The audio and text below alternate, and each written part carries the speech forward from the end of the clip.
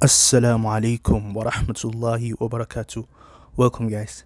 In this video, I'm going to be showing you what the Taymiyan Salafis don't often talk about.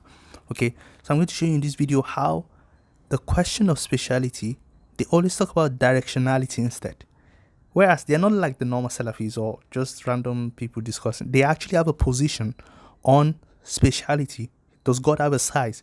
Is God spatial in his essence? They actually have a position on that is different from the issue of direction. Okay, so I need you to understand that before we get into some of the points I'm going to bring up. So I'm going to show you their position on this and the discussion between Imam al-Razi and Sheikh Ibn Taymiyyah.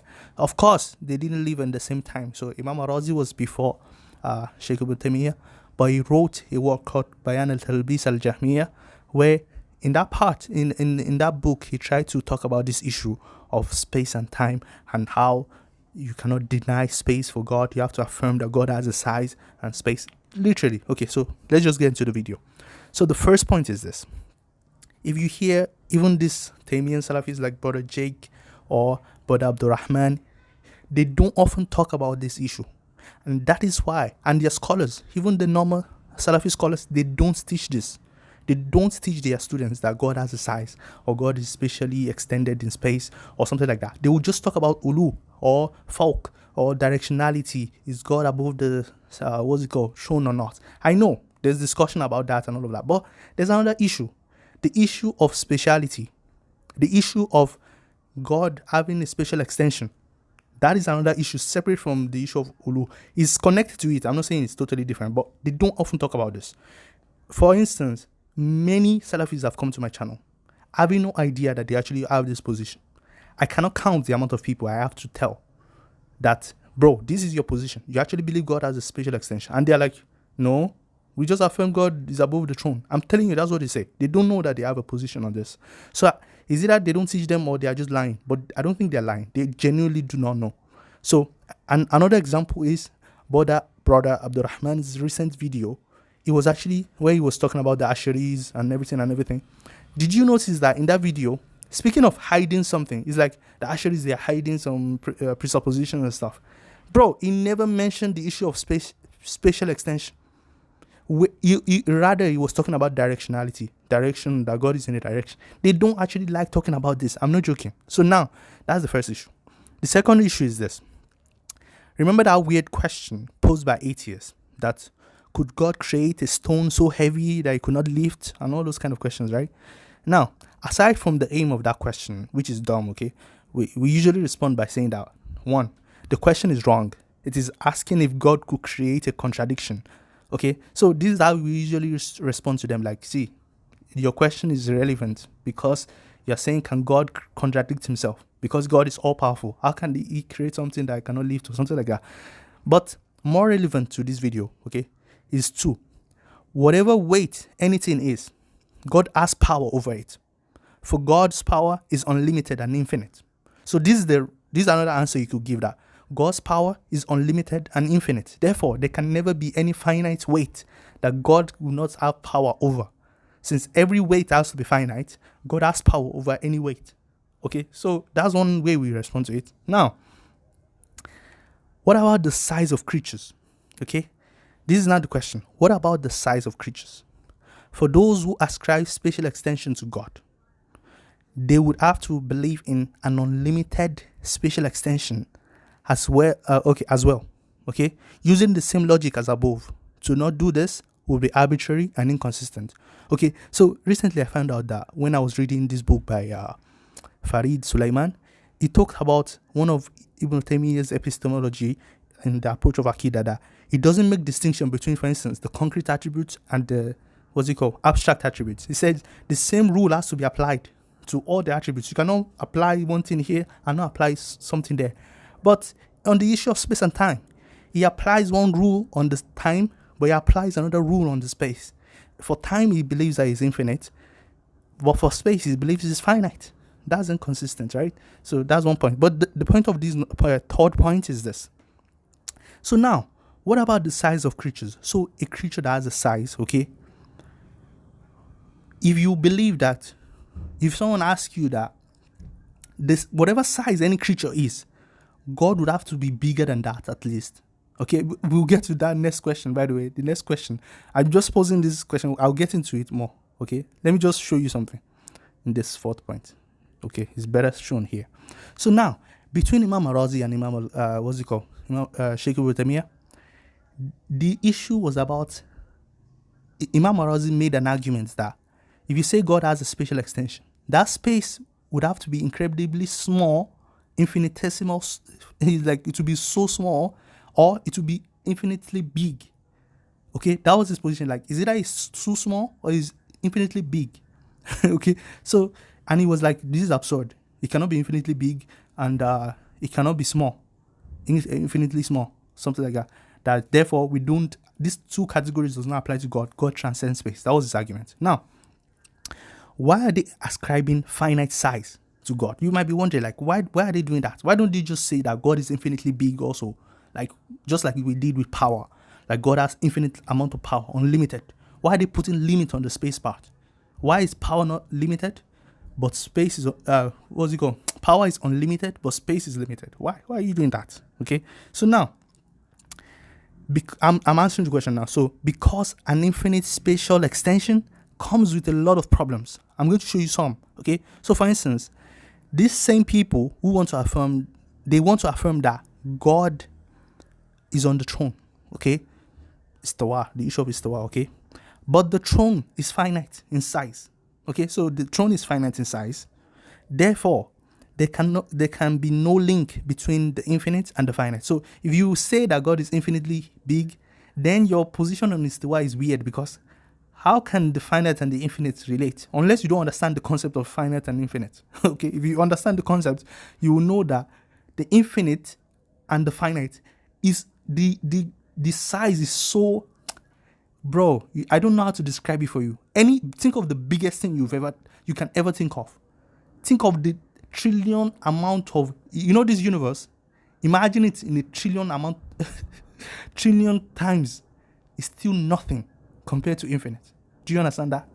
That is how infinite. So how there are some hadiths that talks about like space being left on the throne for someone to come and sit down, which is also another problem with the Taymiyan position. So the infinite and the finite, it can never relate. That's why they don't take that position. That's what I'm trying to show you. So if you say God is infinite in size, this is one big problem for you. The throne and the istawa thing and God being on the throne is very problematic for you. Okay, and it makes no sense that God is on the throne in a spatial sense. Okay, so that's it. Now, the second point. This might lead to wahdat al-wujud. Okay, it might lead to wahdat al-wujud because if the universe is occupying a space that the infinite spatial extension isn't. So if you say God is infinite in spatial extension, and there's some part of like the creatures, they're also occupying a particular space, and God is not occupying that, that will mean that God is not actually infinite. Okay, that's why I said it here. Okay, so if the universe is occupying a space that the infinite spatial extension isn't, then it is finite after all. So if the creatures are one place and God is another place, and that means God will not be infinite, it will be finite, because that space that is occupied by the creatures will mean that God is not infinite. Okay, so that's another problem why they don't take that position. So with these two reasons and many more, they opt for finite spatial extension instead, which, as we already shown earlier, is arbitrary and inconsistent with the normal theistic argumentation. Anyway, let's go to another point. The fifth point here.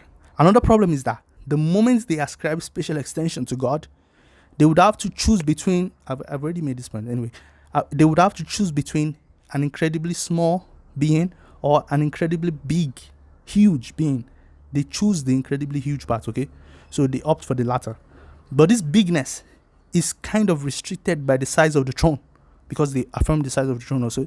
So less the proper proportion is totally dismantled. So if you believe there's a throne and you believe God is actually settling on the throne, or whatever things you believe in, it is problematic for you, because that will mean that will be God's size. Whatever the size of the throne is, you already know what, and some people have made this point, by the way, that the size of the throne, that's the size of God. And in fact, if you believe that there's some space left, some people say that means even the throne is bigger. So those are some of the issues you have, okay? believing God is finite. Now, this one is for if you believe God is incredibly big, which means it's finite. It's not infinitely big, incredibly big, okay? And you can read this in in the Stanford Encyclopedia of Philosophy on Ibn Taymiyyah by John Hoover, where he talked about that God is incredibly big, surrounding the entire universe or something like that. Okay? So now, lastly, let's say that, okay, fine. You ascribe finite spatial extension to God, okay? But God could always create something bigger than the current biggest creation, just as he could create something heavier than the current heaviest creation. Okay, so what the point? Okay, and just as God's power would thus be infinite in the latter, you are committed to an infinite size. So the point I'm making here is that they want to say that God is finite because of the problems that they were trying to avoid. But here's the problem: why is the throne the biggest creation? Let's say the throne is the biggest creation. The problem with this finite size is that it could always be bigger. So we can imagine a throne, the throne that is 10 times bigger than the current one. God could create, there's no limit on God creating something bigger and bigger and bigger. There's no arbitrary number out there that this is the amount that nothing can be bigger than this. So if you are committed to this position, that means you actually believe God is infinite. Because whatever size that creation is, just be adding one to it, or even 1 million, add anything to it. Whatever size it is, it could always become bigger. We could always add one more point and it will become bigger. So you cannot say God is finite, because any size you think of, God will be bigger than it. That means God is not finite. God is actually infinite. Because if you say, okay, God has a finite size, but we don't know it, whatever it is, we could always add one more to it, or add something to it, and it will become bigger. There's nothing that can stop that.